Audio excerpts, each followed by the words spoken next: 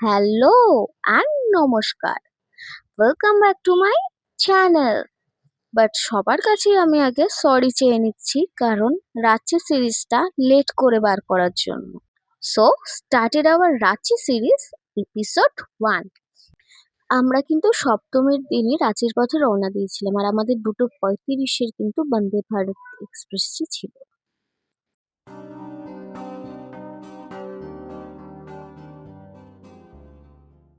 সারা রাস্তা আমি যখন আসছিলাম, আমি তো মা বাবাকে জিজ্ঞেস করছিলামই, এবং মা বাবা না আমার সাথে শেয়ার করছিল ওদের বন্দে ভারতের এক্সপিরিয়েন্স কেমন, কি খেতে দেয় না দেয়।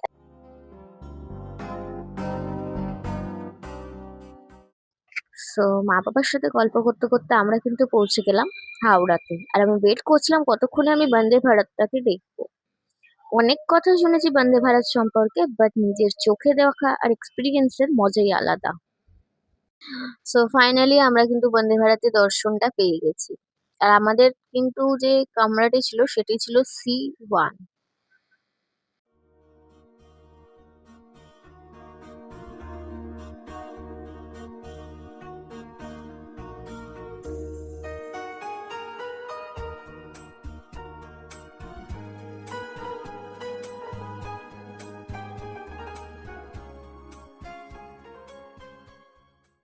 ভেতরে এসে চারিদিকটা দেখে আই অ্যাম তো অবাক।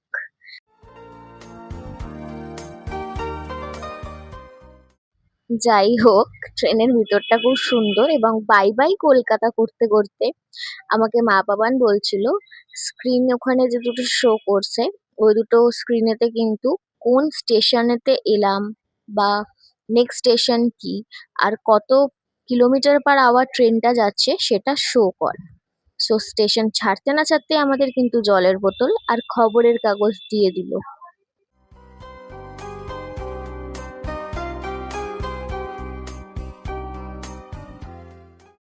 তোমরা আকাশটা দেখো কতটা সুন্দর লাগছে। এটা কিন্তু আমাকে আমার মাই দেখালো, যে গুড্ডি দেখ আকাশটা কতটা সুন্দর লাগছে বাইরের দিকে। সত্যিই তাই। আর সে আকাশ দেখতে দেখতে চলে এলো কিন্তু আমাদের স্ন্যাক্স। তোমরা যখনই ট্রেনেতে ওঠো না কেন, তোমাদের কিন্তু স্ন্যাক্সটা ওরা প্রোভাইড করবেই। বাট আমাদের লাঞ্চটা প্রোভাইড করেনি, বিকজ আমরা যেহেতু 2:35-এ উঠেছি, তার জন্য।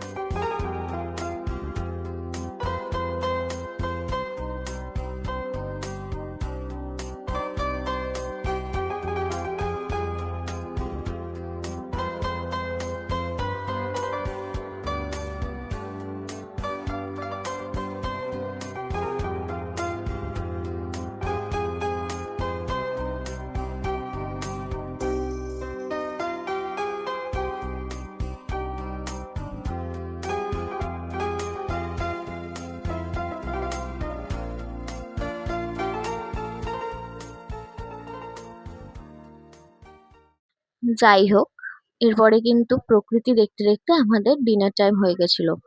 ওদের একটা ব্যাপার আছে, মুড়ি স্টেশন পার হলেই কিন্তু ওরা তোমাকে ডিনারটা প্রোভাইড করবে।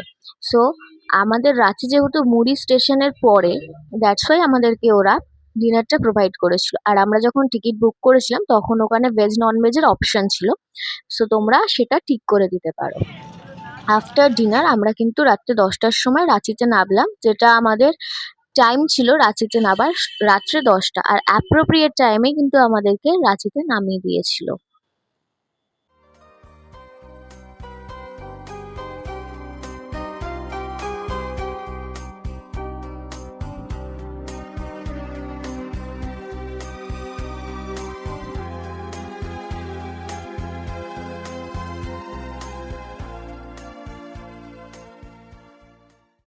আর আমাদের যেহেতু হোটেলটা খুব কাছেই ছিল, সো আমরা সেখান থেকে অটো করে নিয়েছিলাম। আমাদের হোটেলের নাম ছিল হোটেল স্টেলার। এমনি হোটেলটি খুবই ভালো, পরিষ্কার পরিচ্ছন্ন, কিন্তু প্রবলেম একটাই, রুম সার্ভিসের বিষয়। তো আমি সেটা ঠিক জানি না, হয়তো পুজোর জন্য হয়তো এখানে এই প্রবলেমটি হয়তো দেখা দিয়েছে।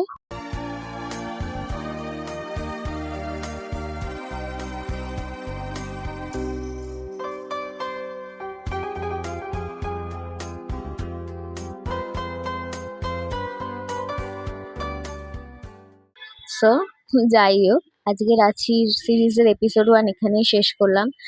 কালকে থেকে কিন্তু আমাদের রাঁচি সিরিজের এপিসোড 2 স্টার্ট হচ্ছে, যেখানে আমরা রাঁচি ঘুরবো এবং ওখান থেকে আরো কোন কোন জায়গায় গেলাম, কিভাবে গেলাম, সব সেখানের আপডেট দেওয়া থাকবে। So tata.